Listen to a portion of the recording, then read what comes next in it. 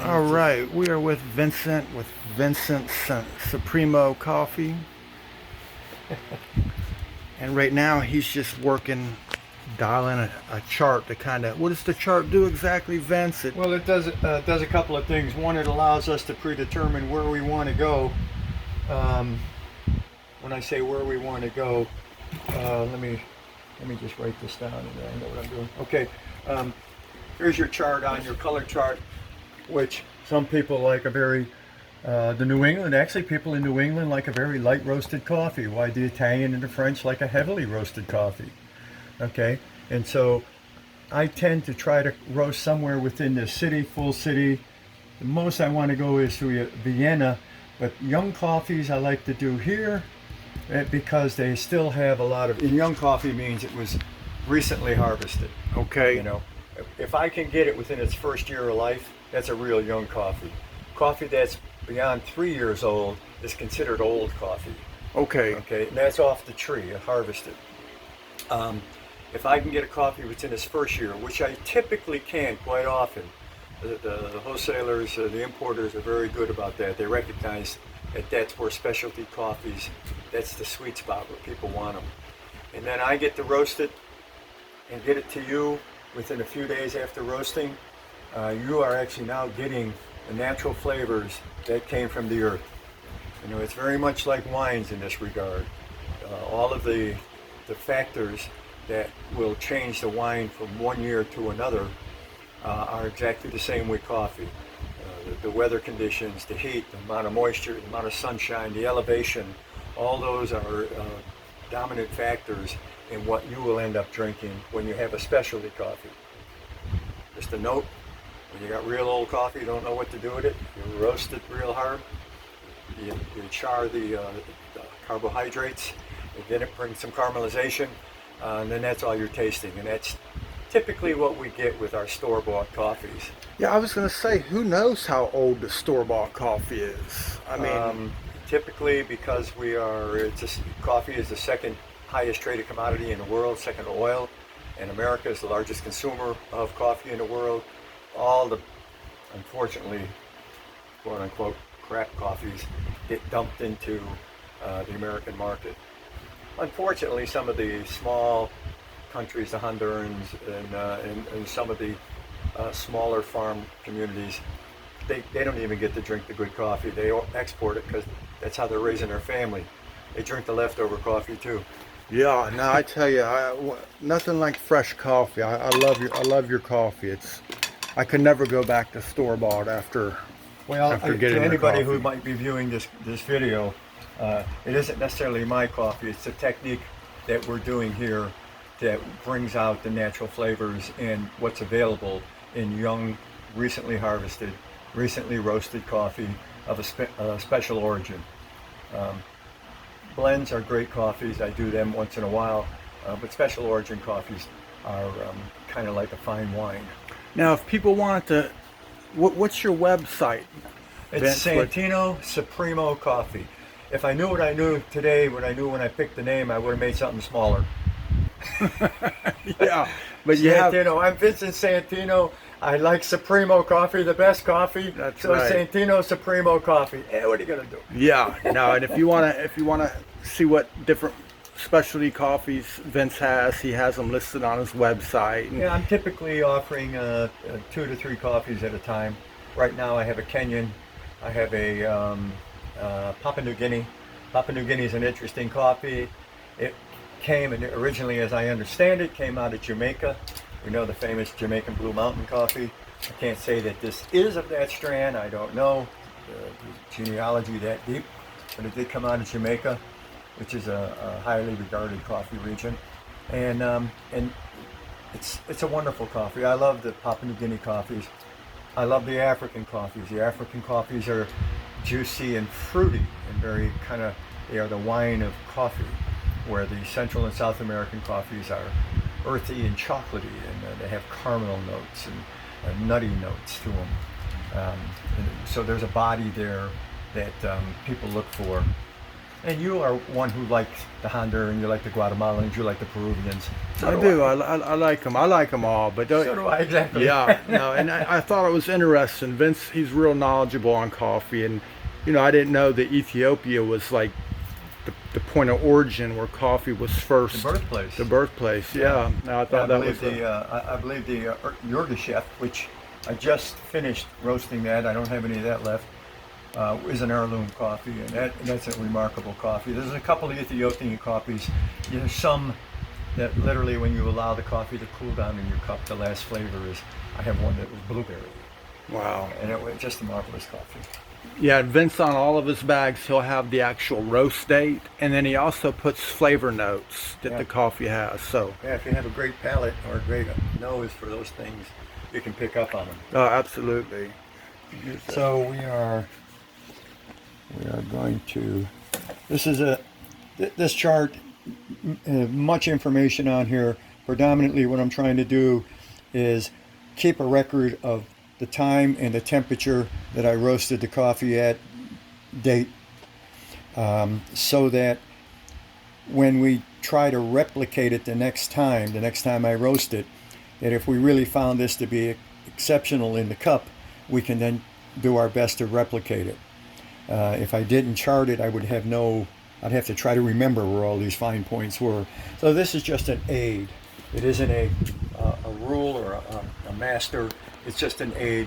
Okay. So I can go back maybe a year from now and say, hey, wait a minute, I got some more of that San Vicente coffee. Let me see what I did with it in the past. Okay. Is it almost like a flavor profile? Like you're creating like I know what you mean. It's known as we call them profiles, roasting profiles. Okay, roasting profiles.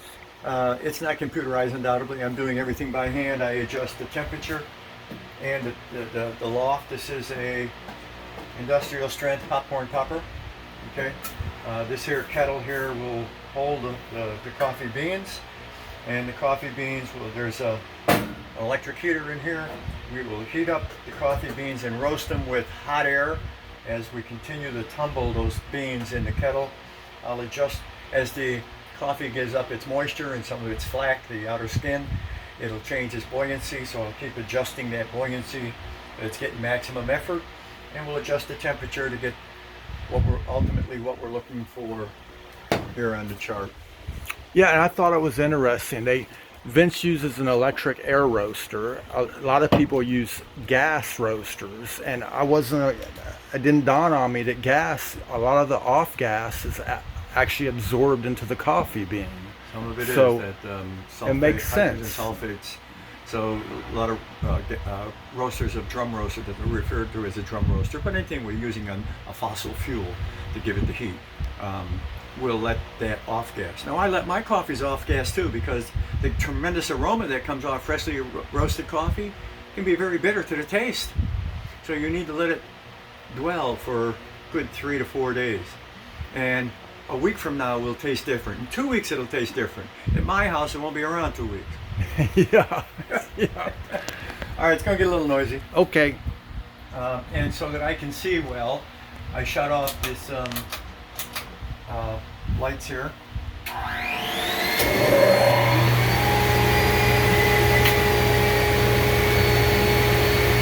First thing I want to do is, first thing I want to do is bring the temperature up in my kettle. This is actually the temperature of the air that's going into the kettle. The coffee is still stored up here in the hopper. We haven't released it into the kettle yet.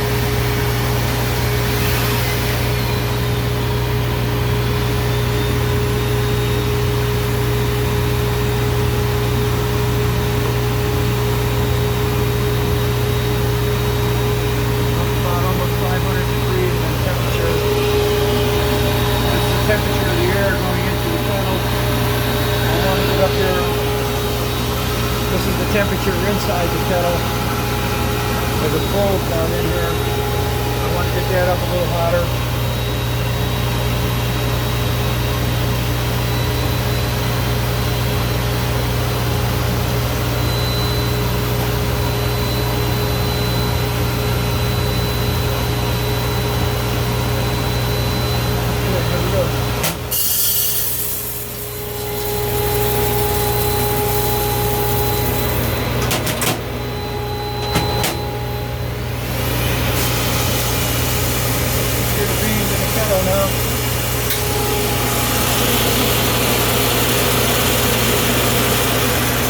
right here for a second.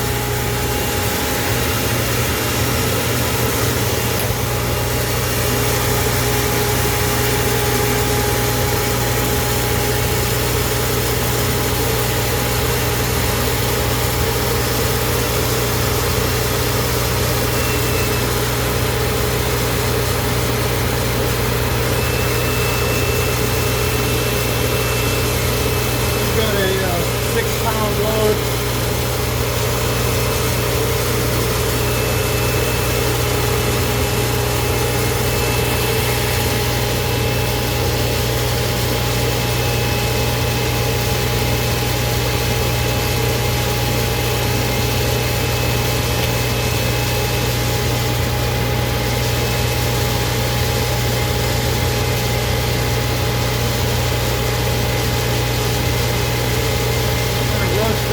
Up to about 320 degrees initially on this heat setting. You know, what we're trying to do is drive the moisture out. In thermodynamics, you can bring moisture, water vapor. It'll absorb heat rapidly when we're trying to get the sensible heat out of it, to change it from one temperature to another temperature. The minute you get to the point where it's trying to go from water to steam, that's where it takes a lot more energy, absorbs a lot of BTUs. And that's where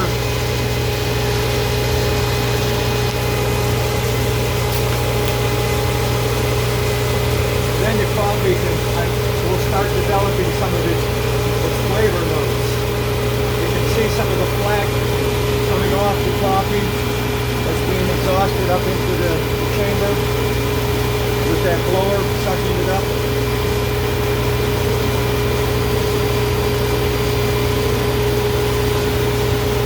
Really getting heavy now.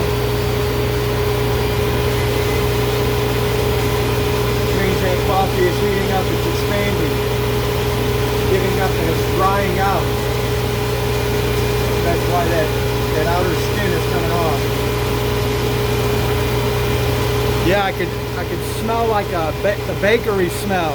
That's it, right. We're now at the baking stage. It goes from a very grassy smell to a baking smell, and then we start getting into the roasting. Okay. So right now, it is very much like a baked good.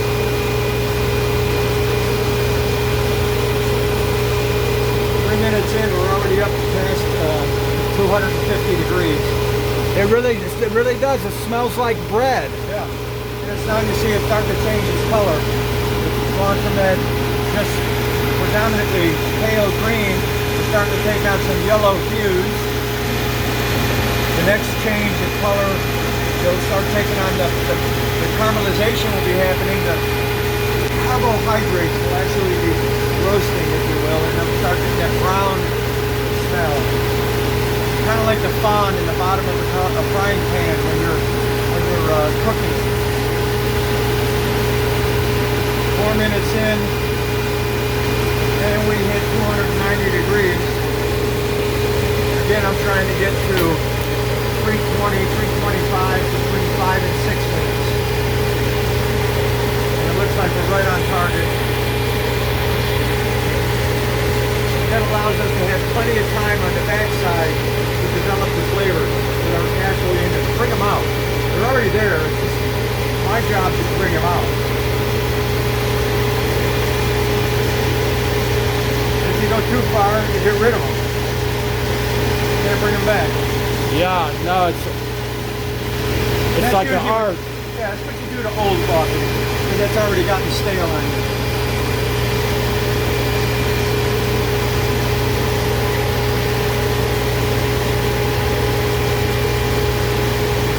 We're starting to lose some of that color. We're starting to get close to brown there. 5 minutes and we're at 316. So we are absolutely on target. I actually noted on my chart as to where I want to be.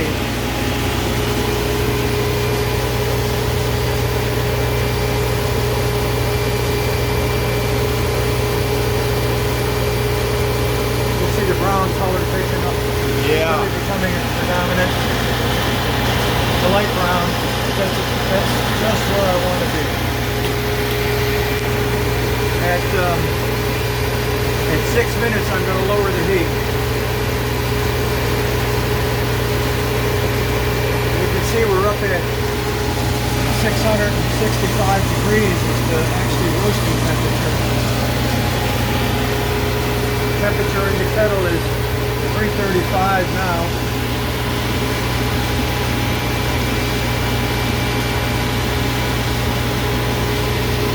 And 340, and I've lowered the heat 6 minutes. Perfect. You see, we gotta definitely have a good browning effect taking place.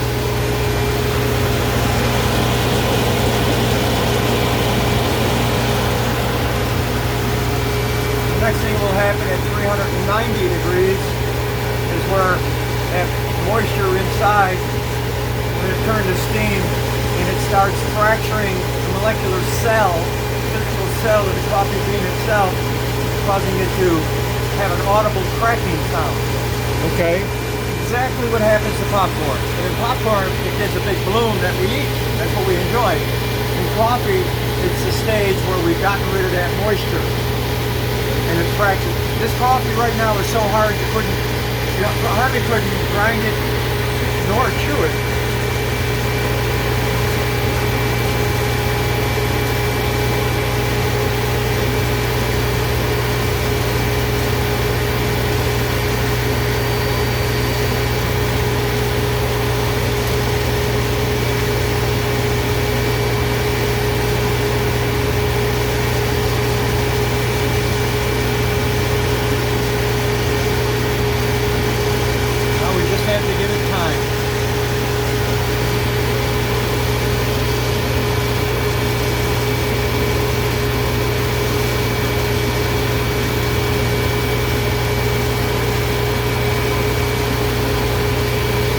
That coffee aroma.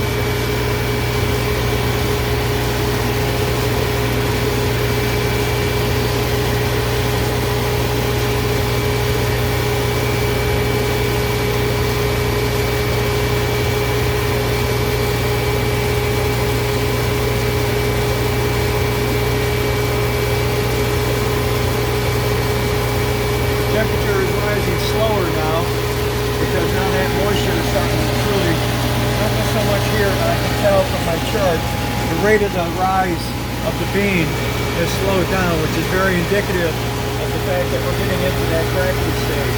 Okay. Again, that the thermodynamics of changing water from water liquid to a steam is what we're actually experiencing. You see the coffee now is starting to get a very nice brown color. Still too young, early, for it to have much development. It's only at 380 degrees. Although it's getting very close to being coffee.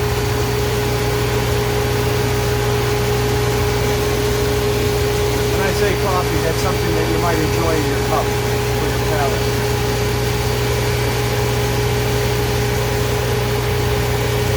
Start hearing the cracking sound any moment now.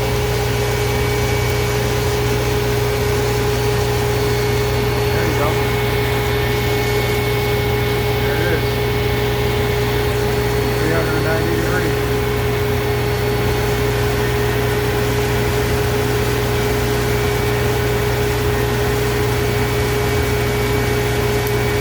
Oh, yep, I heard the crack. That's the beginning of it. It'll get very audible. And a lot of that actual sound is determined by the density of the coffee.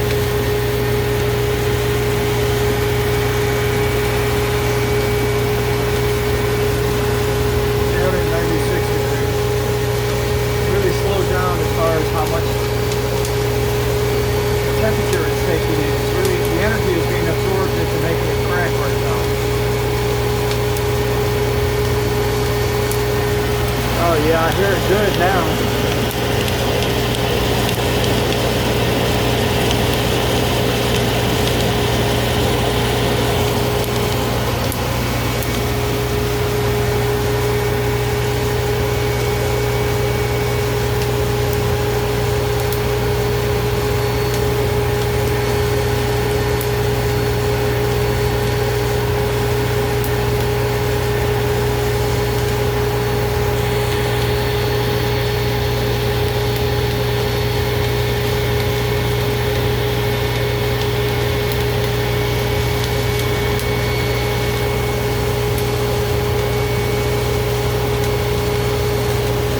temperature didn't even go up 10 degrees in the last minute. That's the last time I recorded it.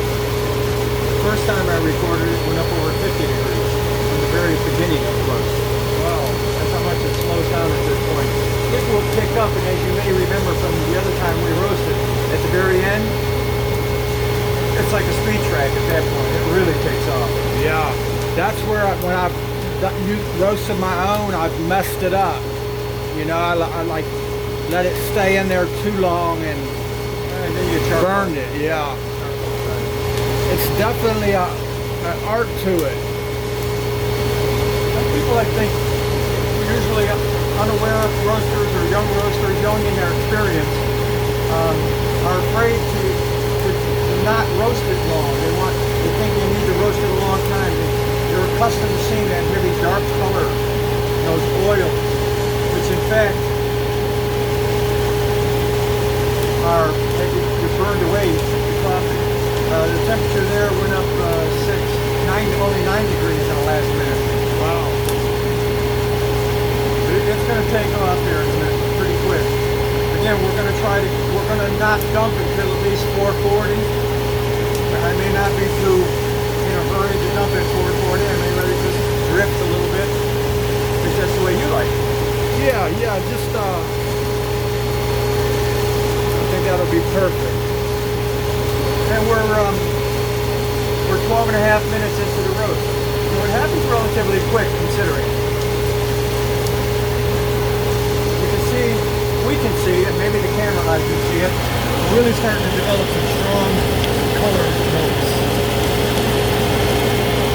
In fact, if we were professional roasters, there are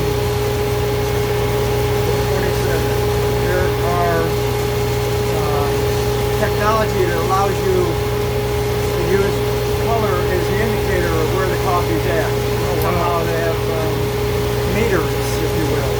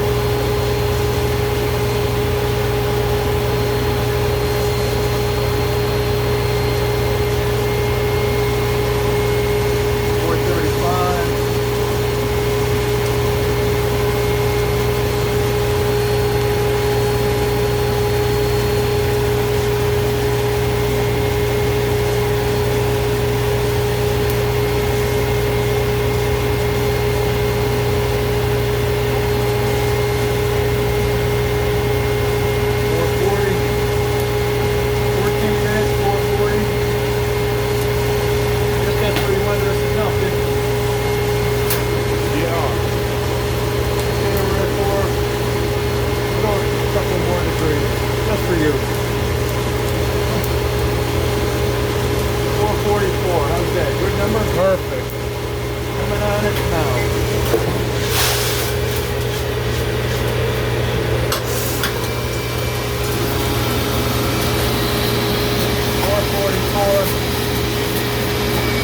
You can pull that one switch over your head. There you go. Oh yeah, that looks great. Nice and even. Oh yeah.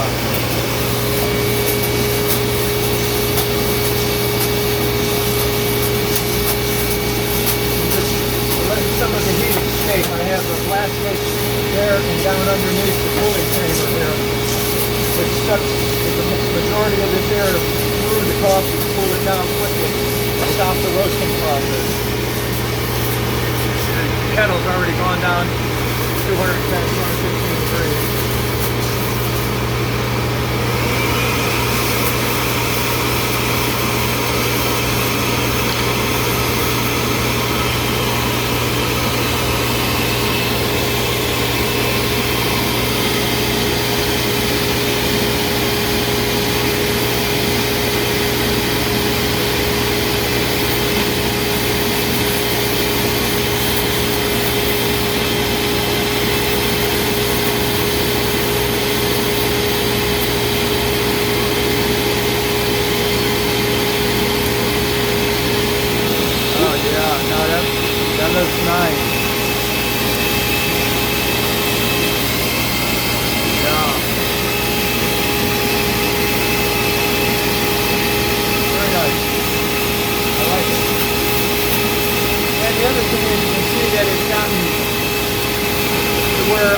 break it very easily.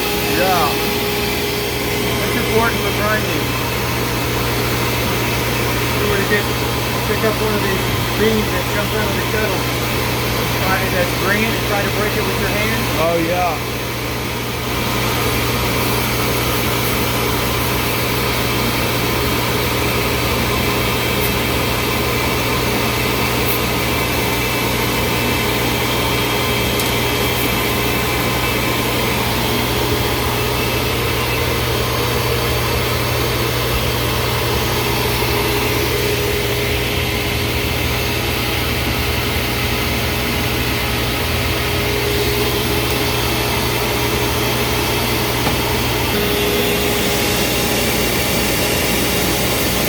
Looks really good. I like that. I like it